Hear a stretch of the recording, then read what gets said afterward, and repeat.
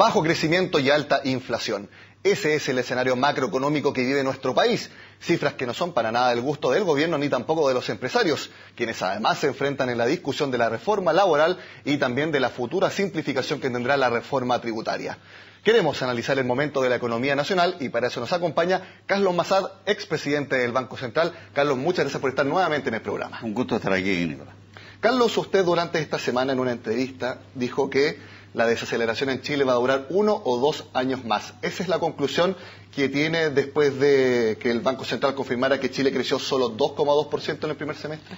No, esa es una conclusión que parte mucho más atrás, digamos. De hecho, la inversión en formación bruta de capital fijo en Chile viene cayendo desde hace, 6, 8, 10 trimestres, ¿no? Desde hace bastante tiempo. Cuando cae la inversión, de hecho, se reduce la capacidad de crecer. Y si la inversión cae durante varios años seguidos, quiere decir que la capacidad de crecer del país está dañada. Y está dañada en alguna magnitud. ¿Cómo se compensa eso? Por un aumento del empleo grande. No lo tenemos porque tenemos una cifra de crecimiento de la fuerza de trabajo que es muy chiquitita. La población chilena está casi estancada. O con productividad, y la productividad tampoco está creciendo. Bueno, si tenemos que la inversión cae, que no crece la fuerza de trabajo, y que la productividad no crece, no tenemos manera de crecer. No hay manera de crecer. Y son cosas reales, no es que sea adivinación o una estimación con un modelo complicado. No. Es simplecito, son 3 factores. ¿Qué pasa con los 3 factores? Veamos qué pasa. Bueno, y eso me indica que tenemos un periodo por delante de 1 o 2 años de crecimiento lento, con suerte, porque de pronto podíamos también tener alguna cifrita negativa en el camino. Y salir de eso implica recuperar algunas de las cosas que se han perdido, o la inversión, o la productividad, o la fuerza de trabajo. Si usted dice que en 1 o 2 años más no vamos a salir de esta desaceleración y ya el comité que asesora al Ministerio de Hacienda para el cálculo del presupuesto dijo que el PIB tendencial de Chile es 3,6%, ¿usted cree que son muy optimistas respecto a la real capacidad que tiene ahora nuestro país de crecimiento? No, probablemente mirando estos varios años plazo, esa cifra, yo pensaría un poquito menos que eso, pero digamos de ese orden de magnitud, 3%, 3,5%, ese orden de magnitud, que es lo que mejor se puede estimar. No puede hacer una cosa fina, no tiene sentido porque no hay datos suficientes para hacer eso. Pero ese es el orden de magnitud. Ahora, pero eso es mirando plazos relativamente largos, porque mientras no se despejen los problemas que tenemos hoy día, que son problemas que tienen que ver con factores tanto externos como internos, ¿no es cierto? No vamos a estar en capacidad de crecer a ninguna tasa muy optimista. Carlos, usted habla de factores externos e internos. Factores externos se habla de China en desaceleración, todavía algo de incertidumbre en Europa, y como factores internos, incluso el Banco Central lo ha hecho en variadas oportunidades, estos shock autónomos, que muchos leen el factor de incertidumbre por las distintas reformas que está llevando adelante el gobierno. Ante el hecho puntual de que en la serie desestacionalizada Chile no creció nada en el segundo trimestre en comparación al primero, ¿cuál de esos 2 factores, externo e interno, usted cree que es el más importante para ese fenómeno? Bueno, los 2 están influyendo y hay un tercer factor que no has mencionado, que algunos países latinoamericanos que tienen comercio importante con Chile están en situación muy mala. Brasil entró en recesión, Argentina está con problemas, México no tiene una economía muy dinámica, a pesar de que empieza a ser empujado para arriba por la economía americana, pero lentamente. Colombia está con problemas, Perú tiene problemas. Entonces tenemos problemas por todas partes, digamos. No es solamente China, Europa, también nuestros vecinos, hermanos latinoamericanos también están con problemas.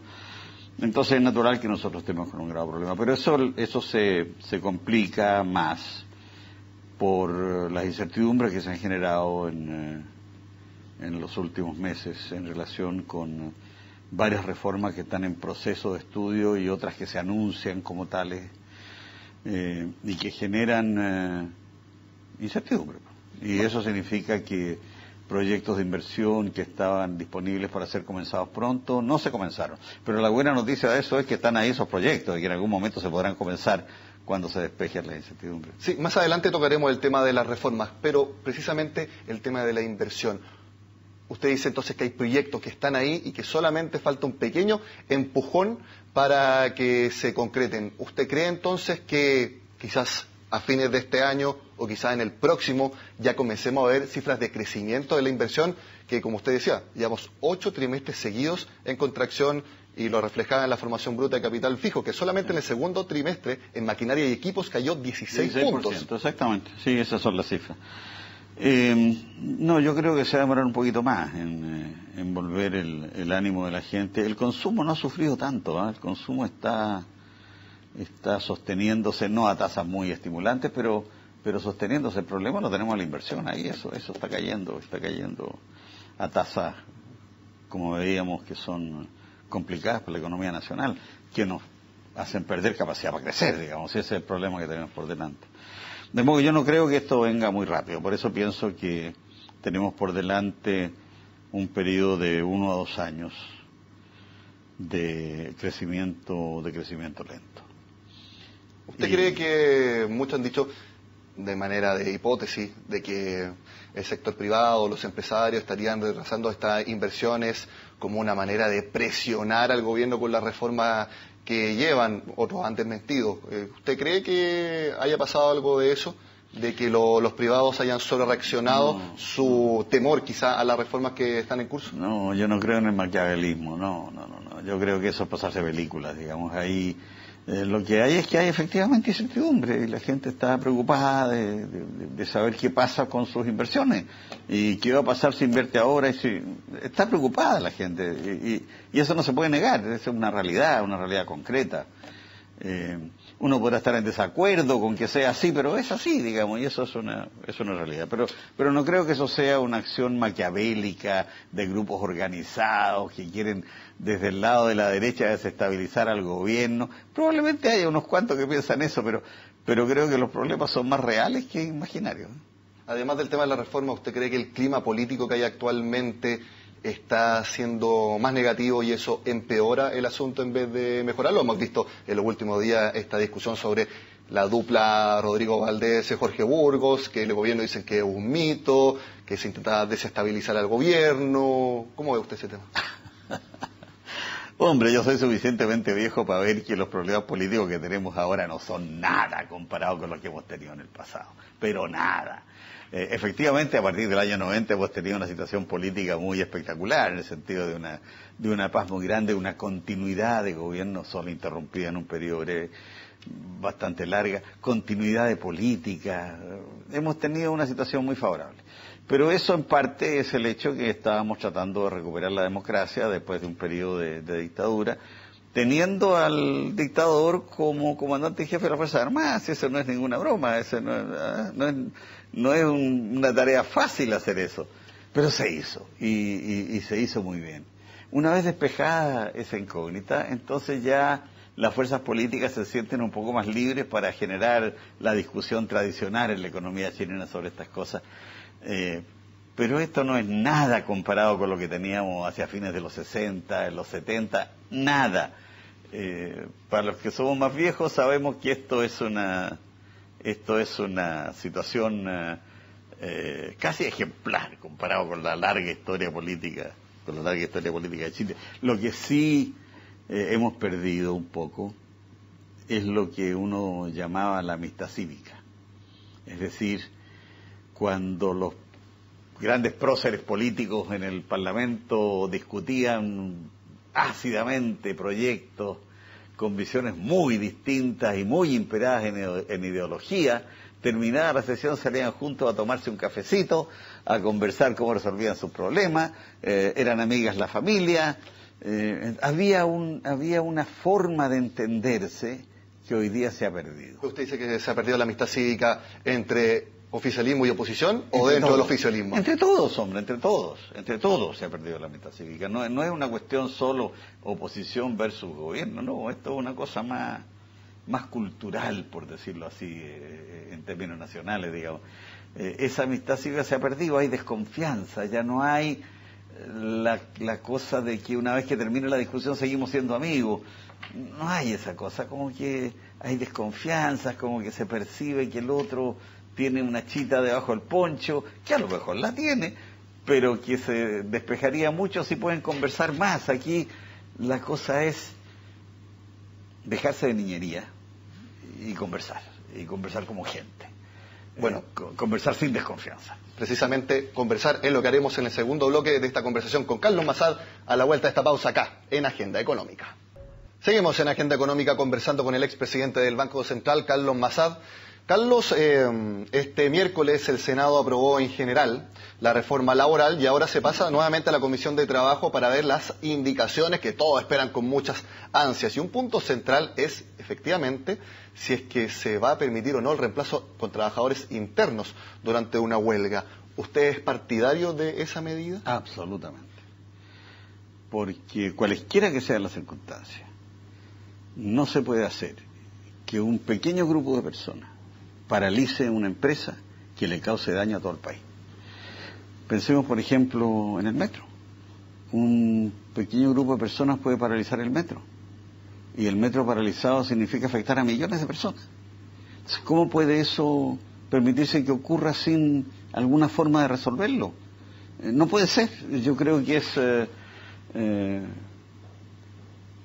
despreciar un poco el interés de todos los chilenos. ¿Pero usted es partidario del reemplazo interno en una huelga en empresas claves como el metro o en todas circunstancias, en toda empresa? No, como norma general, porque, digamos, lo que pasa es cuando una empresa se paraliza, y se paraliza completamente, el perjudicado no es solo el dueño de la empresa, son todas las personas que sirven, que utilizan los productos de la empresa, todo. Y por supuesto, mientras más chica la empresa, menor el ámbito en que ocurre el daño. Pero el daño ocurre, y ocurre para todos. Y en una empresa pequeña, el efecto que se causa sobre el emprendedor puede ser un efecto fatal, porque no tiene capital para defenderse. ¿Y usted cree que el gobierno podría plantear eso como indicación, que se permita el reemplazo interno? ¿Usted lo ve como posibilidad? No lo sé, no estoy en el gobierno. ¿Pero qué cree? No lo sé, me gustaría que lo hiciera, pero no sé si lo va a hacer. ¿Cómo veo, por ejemplo, el tema de la titularidad sindical? De que sea el sindicato el que diga, sí, yo extiendo mis beneficios, pero a tal trabajador, y a otro trabajador le diga, no, ¿saben qué? No se le extienden los beneficios que alcanzamos en la negociación colectiva. Bueno, eso es un problema en relación con la libertad de las personas, ¿no? Porque una situación de ese orden obliga a todo el mundo a adherirse a un sindicato. Y si alguien no tiene la vocación de hacer eso, o la intención o la inclinación de hacer eso, ¿por qué se va a ver obligado a hacerlo? Digamos, no me parece. Yo creo que en esto hay que respetar también la libertad de las personas, y ese es un aspecto que si bien es necesario fortalecer la actividad sindical, no puede hacerse eso a costa de la libertad de las personas, me parece a mí. ¿Cree usted que en la discusión de la reforma laboral está lo que hablábamos en el primer bloque, la falta de amistad cívica entre el oficialismo, la oposición y también los empresarios? Porque al igual que en la reforma tributaria, parece de que hubiera trinchera acá. Sí, yo creo que eso es así. Hay muchos ámbitos en los cuales uno puede buscar buenos acuerdos, digamos, y no me da la impresión de que eso se esté haciendo. Creo que falta amistad cívica, ¿no? Pasemos ahora a la reforma tributaria. Ya se anunció esta ley para simplificarla, para aclararla, dejar la renta atribuida solamente para las personas naturales, dejar el parcialmente integrado solamente para las personas jurídicas. ¿Usted cree que realmente se aclaró o se puede aclarar la reforma tributaria, al menos con esos anuncios de Hacienda que están trabajando en ello?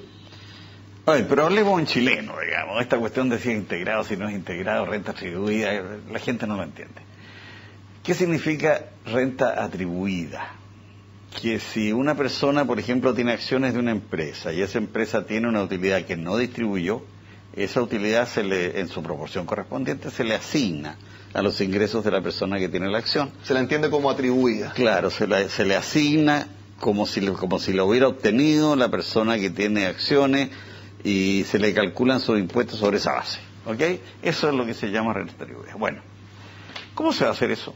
Si una persona compra acciones, vende acciones, tiene acciones durante un mes, lo tiene durante 3 días, lo tiene durante 5 días, 10 días, 15 días, se va a necesitar un aparato gigantesco para determinar eso. ¿Y qué persona individual es capaz de hacer eso? No lo veo. Entonces, ¿cómo? No entiendo cómo se puede hacer eso. A lo mejor soy muy ignorante del tema, pero francamente no entiendo cómo se puede hacer eso. Y un sistema tributario tiene al menos 3 características, debe tener. Una, recaudación. Claro.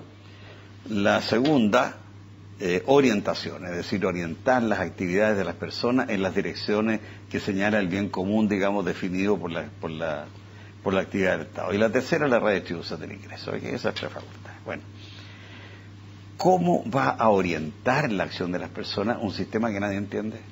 Y me imagino, con lo que usted me está diciendo, si un expresidente del Banco Central y experto en economía dice que no entiende la magnitud o cómo va a operar este sistema tributario, ¿qué le espera al resto de las personas normales? Yo no lo entiendo. Yo tengo que contratar un auditor, un contador, no sé, alguien para que me haga mis declaraciones de impuestos, pues son ya suficientemente complicadas. Pero si le agregamos esta complicación, yo no sé en qué vamos a terminar, digamos. Ahora, es cierto que Impuestos Internos puede hacer los cálculos y mandarle a cada uno una estimación de cuál es su renta. Okay. Pero si uno no es capaz de reproducir eso, ¿cómo sabe que eso está bien o no está bien? ¿Cómo sabe que no le están cobrando de más impuestos? Yo francamente no lo entiendo. Como digo, no pretendo ser un especialista tributario y por eso puedo estar equivocado. Pero yo no lo entiendo. ¿Cree usted que la discusión de este proyecto de ley tiene que ser antes o después del presupuesto 2016? Es una discusión que está ahora. Me da lo mismo bajo la condición de que sea una discusión tranquila y a fondo. Me da lo mismo que sea antes o después, pero lo importante es que sea una discusión tranquila y a fondo. Una discusión a fondo, que es precisamente lo que vamos a hacer con el presidente Carlos Massad a la vuelta de esta pausa, para hablar precisamente de un tema que él maneja muy bien, el expresidente del Banco Central. Favor, sí. Vamos a hablar del dólar y también de la inflación, un tema muy importante en nuestro país. Ya volvemos. Seguimos en este último bloque de Agenda Económica con la conversación con el expresidente del Banco Central, Carlos Massad. Bueno, usted como ex líder del ente emisor, me imagino que está muy atento a lo que está pasando con el dólar, que si bien cayó cerca de 10 pesos este jueves, sigue en niveles que no se veían hace 12 años, una época donde usted también estaba al frente del Banco Central. ¿Le preocupa el alto nivel del tipo de cambio o es algo que quizás pueda sacarnos de la desaceleración como pasó precisamente luego de la crisis asiática en nuestro país? Bueno, el tipo de cambio actual está, no sé, 10-12% por encima del tipo de cambio real de largo plazo, digamos, que uno podría estimar. Por otra parte, los costos de actividades importantes de exportación han subido. En particular, creo que hubo algún grado de descuido en el ámbito del cobre, en los tiempos de los muy buenos precios en materia de costos, que ahora nos está costando caro. De modo que el tipo de cambio ayuda a pasar esos malos momentos. Siempre que las empresas aprovechen este periodo para ajustarlo, para ajustar sus costos. Porque este tipo de cambio no es permanente. Y el hecho de que no sea permanente hace que no sea un gran incentivo para nuevas inversiones. Porque casi cualquier inversión para generar exportaciones adicionales toma tiempo. Comentábamos hace un rato el ejemplo de un productor de vino, digamos, que quiere producir más vino frente al tipo de cambio actual. ¿Cuánto tiempo le toma plantar viña? ¿Cuánto tiempo le toma cultivarla, cosecharla, hacer el vino, ponerlo en los mercados? De modo que cuando él logre llevar su vino a los mercados, el tipo de cambio va a estar probablemente volviendo a sus niveles más razonables. Entonces, estos niveles altos lo pudieron inducir a un error. Los empresarios saben muy bien esto y sabe muy bien calcular cuándo un tipo de cambio es permanente y cuándo no es. Yo creo que el actual no es permanente a estos niveles. Puede durar, digamos, 1 o 2 años tal vez, pero a estos niveles no es permanente. Y sobre todo teniendo en cuenta que el tipo de cambio alto no solamente en Chile, sino que es prácticamente en todo el mundo donde se está devaluando frente al dólar. Por lo tanto, los que dicen, no, esto es la panacea, esto es pura celebración para los exportadores, no es así, porque la competitividad de sus exportaciones no es tal o no es tan clara. Claro, bueno, pero Chile es uno de los países que ha devaluado más, digamos, no es el que ha devaluado más, pero está entre los que han devaluado más fuerte en el mundo. Hay otros que han devaluado todavía más, digamos, que Chile, pero Chile está entre los que han devaluado relativamente más. Por lo tanto, alguna competitividad ha ganado. ¿Y Carlos le preocupa por el efecto inflacionario que pueda tener? Todavía seguimos por sobre la meta del Banco Central, estamos en 4,6% en los últimos 12 meses. Estamos en 4,6% en el IPC. Sí, en la inflación, sí. Pero si uno mira, por ejemplo, el deflactor del producto, estamos en casi 6%. ¿Cuál es la mejor medida de inflación? Yo creo que el deflactor del producto es una medida más general. El deflactor del producto es calcular el producto de hoy y los precios del año pasado, ¿no es cierto? Y ver cuánto significa eso en precios, ¿no? Bueno, yo creo que estamos más bien cerca del 6 si uno mira el deflactor implícito del producto. Y el IPC, claro, es menor. Afortunadamente la OEF se vincula con el IPC y no con el deflactor del producto, de modo que la vía de transmisión del IPC a muchos precios está por la vía de la UEF. El IPC es una cifra importante, pero en términos de efectos de precio, realmente estamos un poquito más alto que el IPC, no es el 4,6.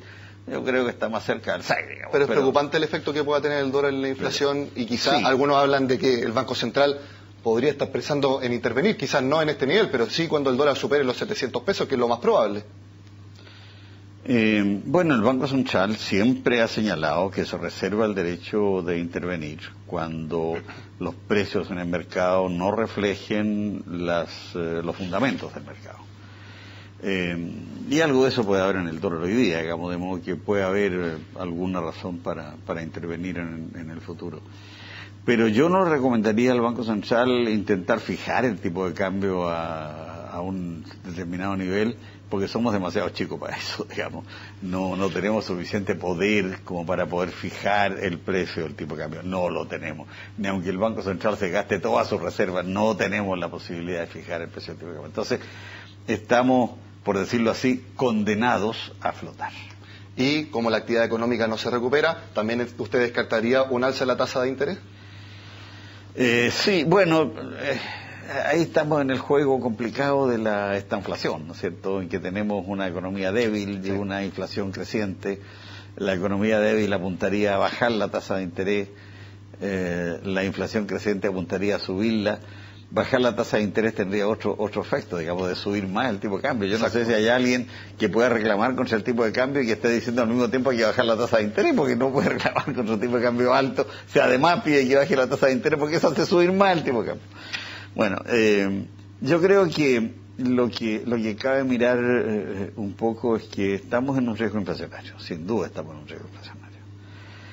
Y si reconocemos que la función principal del Banco Central es esa, y que los instrumentos que tiene el Banco Central están dirigidos a eso y no a otras cosas, creo que la probabilidad de que en algún momento haya una variación en la tasa de interés, pues no es baja. No digo inmediata, pero hay una probabilidad de que eso ocurra. Por lo demás, subir la tasa de interés aliviaría la presión sobre el dólar, eso sí. Y no creo que haga mucho sobre las inversiones, porque las inversiones están paradas por otras razones, no por la tasa de interés. Lo que hablamos, factores externos y factores internos. La tasa de interés es tan chica que desde el punto de vista de definir inversiones no tiene importancia. La gente mira las tasas largas, a muy largo plazo. Entonces, desde el punto de vista de la inversión no tiene efecto. Creo que, en cambio, sí puede tener un efecto sobre el dólar y ahí sobre la inflación. De modo que ahí uno tiene que equilibrar, digamos, las fuerzas complejas que funcionan en esto, ¿no? Bueno, vamos a ver entonces cómo es el derrotero del tipo de cambio y también las decisiones que toma el Banco Central, no solamente en el próximo mes, sino de acá a fin de año y el próximo. Carlos Mazar, expresidente del ente emisor, muchas gracias por estar con nosotros. Encantado de estar con ustedes, Nico. Bueno, y con este análisis del momento económico con sus distintas variables en nuestro país, terminamos la agenda de este jueves. Como siempre, los invito a que sigan con nosotros acá en CNN Chile.